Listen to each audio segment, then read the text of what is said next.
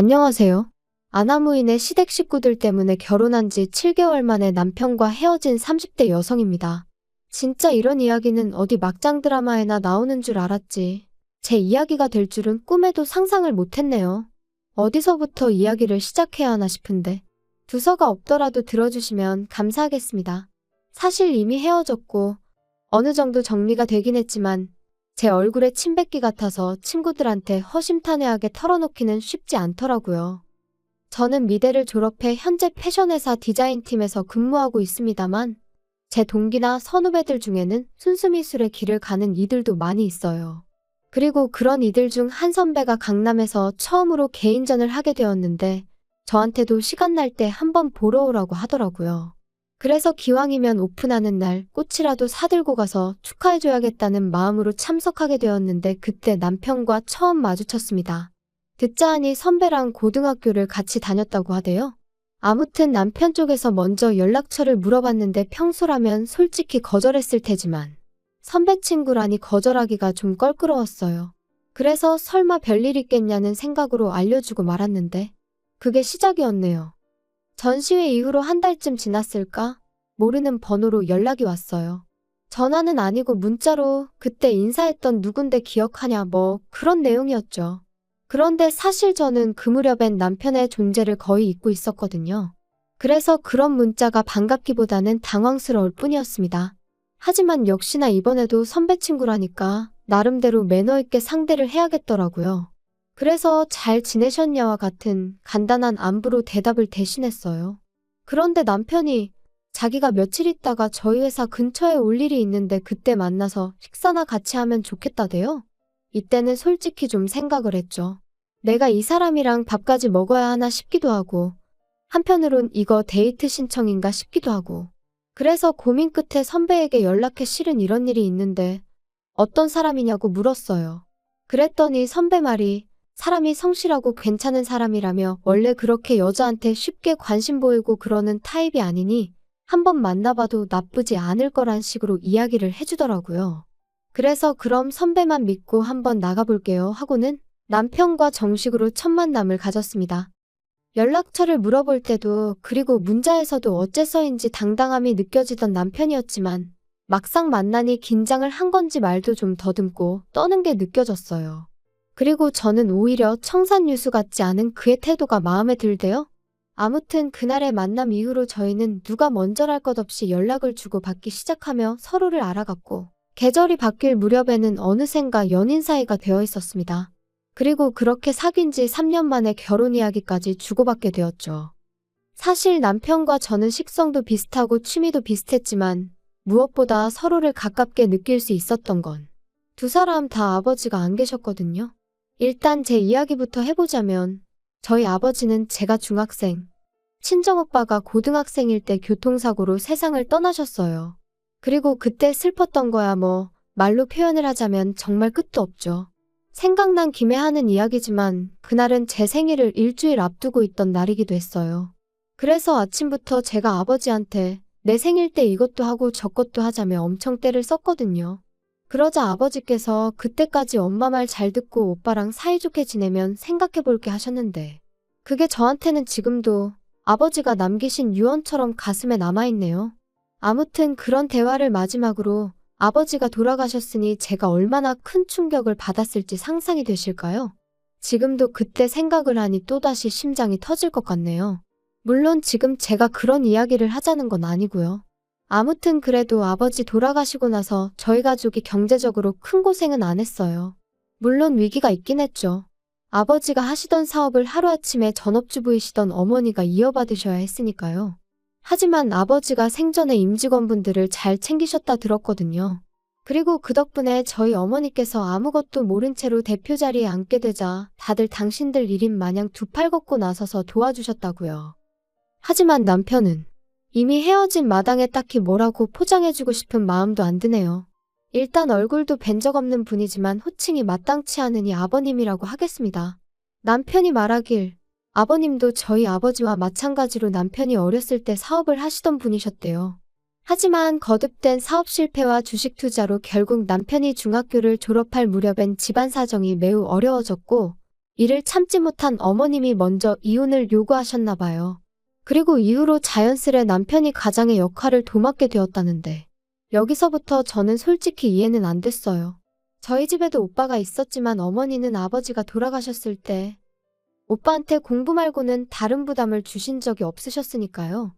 남편은 자기 어머니가 이상한 게 아니라 저희 집은 돈이 있었고 자기 집은 돈이 없어서 그럴 수밖에 없었다고 했지만 여전히 이해는 안 됩니다. 게다가 더 이해할 수 없는 건 그렇게 어린아들에게 가장의 역할을 맡겨놓고 정작 어머님은 왕년에 그 시절을 잊지 못해 친인척들에게 돈을 꿔 쇼핑을 하는가 하면 멋대로 동네 가게 외상을 지고 다니시기를 반복.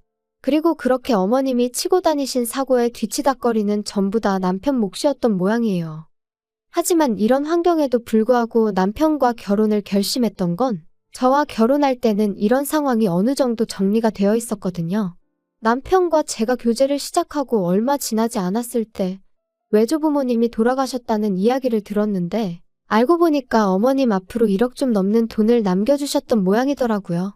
그래서 그 1억으로 여기저기 빚지신 거 갚으시고 남편에게도 1,000만 원을 주셨다는 거예요. 학자금 대출 갚는데 보태라면서요. 그래서 제가 남편한테 이렇게까지 말은 안 했지만 어머님이 정신을 차리셨나 보다고 다행이다 싶었죠. 그런데 제가 너무 큰 기대를 했던 걸까요? 돌이켜 생각해보면 이미 결혼 전부터 어머님의 언사는 도를 지나쳤었고 정상이 아니었어요. 그때는 그저 아들 가진 어머님의 귀여운 유세라고 생각하고 아버님이 안 계시니 어머님이 좀 더 세게 나오시나 보다고 생각하고 그랬는데 진짜 시간을 돌릴 수만 있다면 제가 제 머리를 쥐어받고 싶은 심정입니다. 시작은 상견례 자리에서부터였어요. 사실 저희 친정에서는 남편 가정 형편이 워낙 어려운 것도 알고 있었고 그래도 다행히 저희는 능력이 되니까 결혼을 허락해 주신 거였거든요. 그런데 그런 와중에 어머님께서 적어도 뭐랄까 미안해하실 수는 있잖아요. 아무것도 못해줘서 미안하다, 고맙다 이런 인사치레 정도만 해주셨어도 얼마나 좋았겠냔 말이죠. 하지만 어머님께선 정말 고개 빳빳이 드시고는 나는 나 먹고 사는 것도 힘들어서 해줄 수 있는 게 없다. 시동생도 하고 싶은 게 많다는데 하나 뒷바라지도 못해주고 있으니 어쩌겠냐 하시며 솔직히 어쩜 저렇게 당당하실 수가 있나? 제가 다 민망하더라니까요. 게다가 결혼식장을 정하면서도 어머님의 불만은 끝이 없었습니다. 일단 저희 어머니가 사업을 하시다 보니 결혼식 규모는 제 의사와는 상관없이 어느 정도 크게 올려야만 했어요. 그리고 위치 또한 저도 남편도 서울에서 직장 생활을 하고 있었으니 서울에서 하는 게 맞다고 생각했고요. 그런데 어머님께서는 어머님 형제들이 다 충주에 사시니 결혼식을 충주에서 해야 한다는 억지를 쓰시질 않나, 그렇게 못할 것 같으면 버스를 대절해달라질 않나. 들어오는 축의금 또한 당신이 뿌려서 수거하는 돈인 만큼 하나도 손 떼면 안 된다고 하시질 않나. 결혼식 당일날 보니 어머님 보고 온 하객은 30명도 안 되는 눈치였는데 말이에요. 그리고 결국 이때 저희 어머니께서 도저히 이 결혼은 못 시키겠다 하셨습니다. 그리고 저도 저희 어머니 뜻대로 하려고 했어요. 제가 이렇게까지 욕을 먹어가며 홀대를 받아가며 어머님 비위를 맞춰드려야 하는 건지 한마디로 현타가 왔었거든요. 그런데 남편이 저한테는 따로 말하지 않고 저희 어머니 회사로 찾아가 어머니 앞에서 무릎을 꿇었던 모양이에요. 자기 어머니가 돈에 한이 맺히신 분이라 그렇다며 장모님이 한 번만 이해해 주시면 안 되겠냐 하면서 그리고는 자기 어머니 때문에 제가 마음고생하는 일은 없도록 자기가 정말 중간에서 똑바로 처신하겠다고요. 게다가 남편은 저희 오빠도 따로 만나서 정말 죄송하다고 자기가 잘하겠다고 연신 허리를 숙여댔다니. 그래서 결국 저희 가족들이 그래도 남편 하나는 제정신이구나 생각하고 마음을 겨우 돌렸던 거죠. 저도 그런 남편의 정성에 한 번 더 믿어보기로 했던 거고요. 이후로 결국 저희는 서울에서 식을 올렸습니다. 버스는 대절해드렸지만 축의금은 식대정산하고 남은 것만 돌려드렸어요. 그랬더니 어머님이 당신 돈을 저희가 멋대로 썼다며 내용 증명을 보내시겠다는 억지를 쓰셨는데 이때는 저도 너무 짜증이 나서 그러세요 했더니 사가지가 있네 없네. 그리고는 저더러 찾아오지도 마라.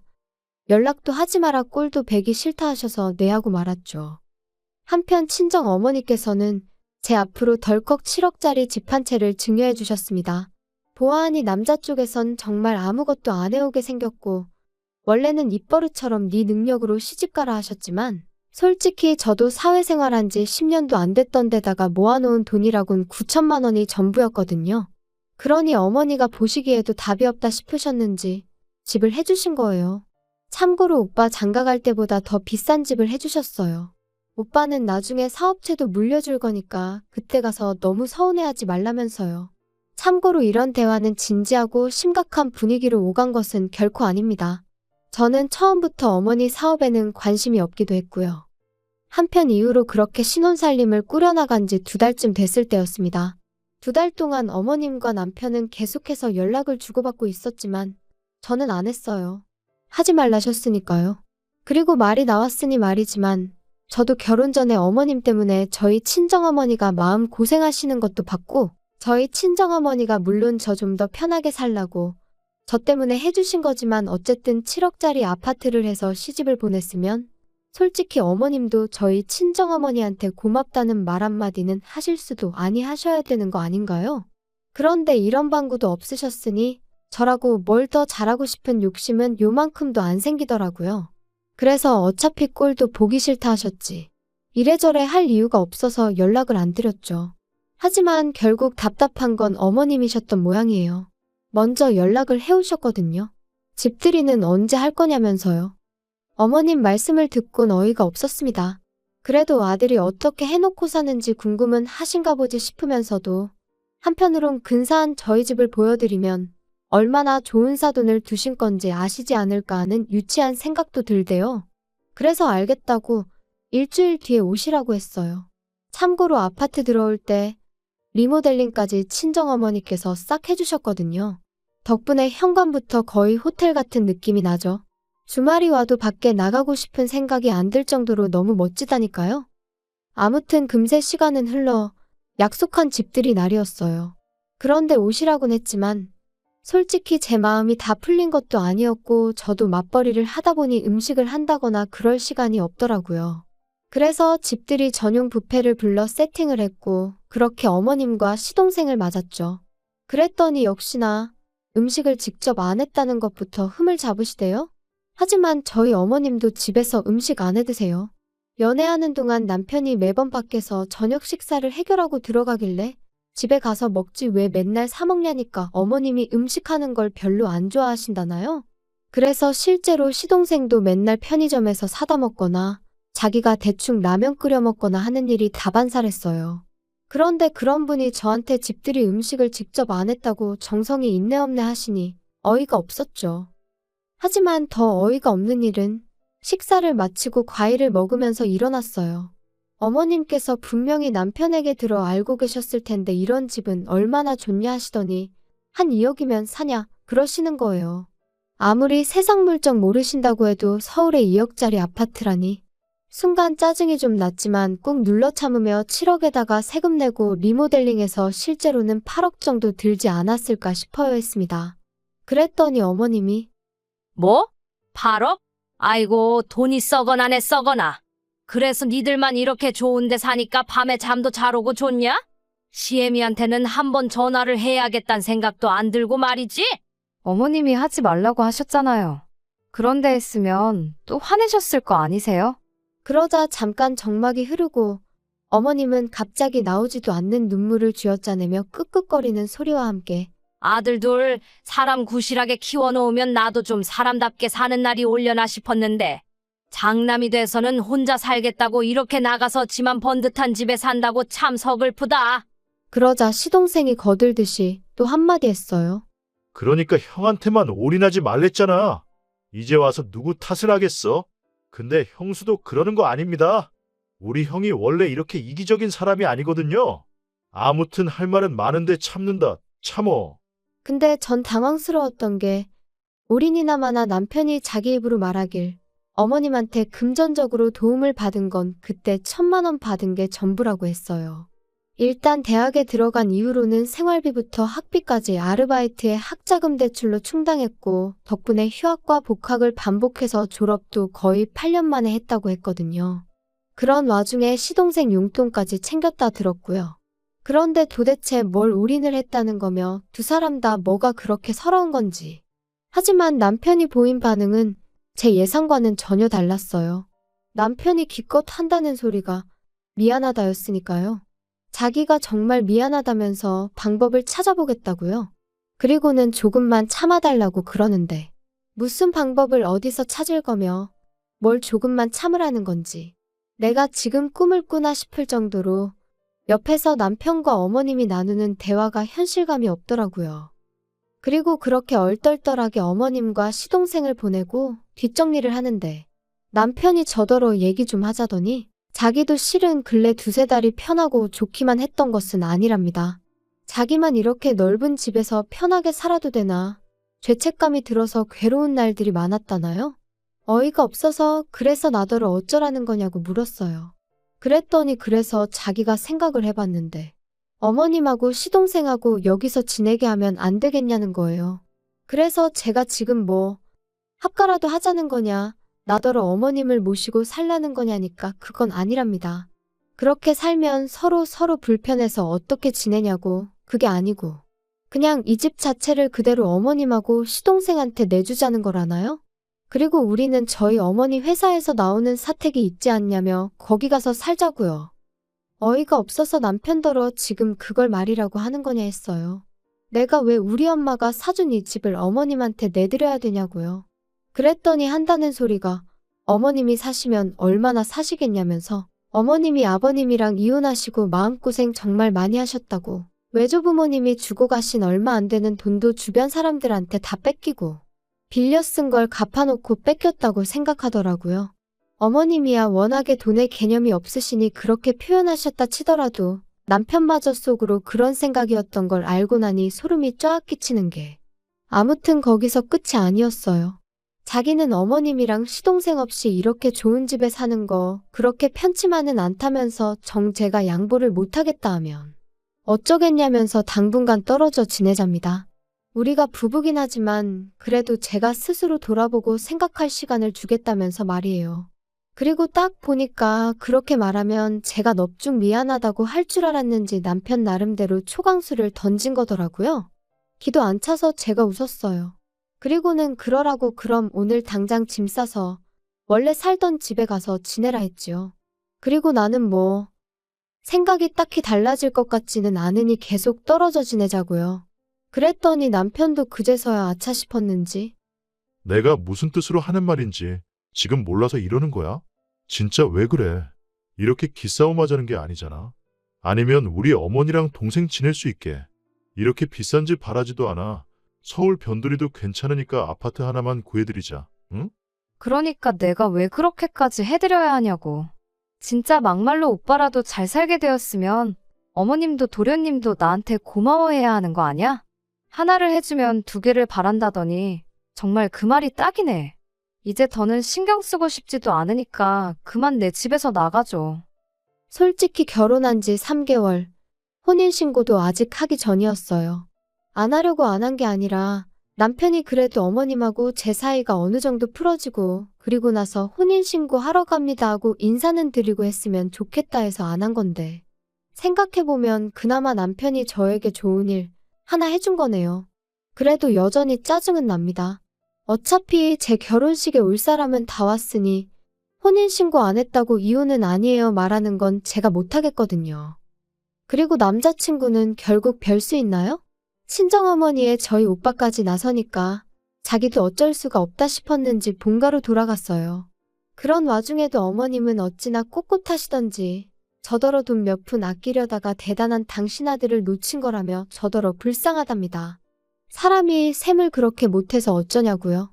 저 정도면 정신병 아닌가 싶어서 더는 상대 안 했어요. 살다 보면 누가 정말 셈을 못한 건지 알게 되겠지요. 아닌 게 아니라 남편은 벌써 알아차렸는지 2, 3일에 한 번씩 자기가 반성 많이 하고 있다고 마음 풀리면 연락 달라는 헛소리를 해대고 있거든요. 생각하면 할수록 제가 그때 결단을 내리지 않았다면 지금쯤 밑빠진 독에 물 퍼부으며 살고 있었겠다 싶어요.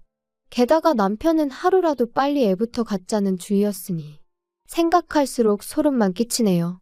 아이까지 있었으면 정말 발 빼기가 곤란했을 테니까요. 아무튼 돌아가신 아버지가 보다 못해 저를 도와주신 건 아닐까 싶기도 하고 여러 가지 생각이 드네요. 이제 정말이지 저를 진심으로 아껴주고 사랑해주는 사람들에게 부끄럽지 않게 똑똑하게 살아야겠어요.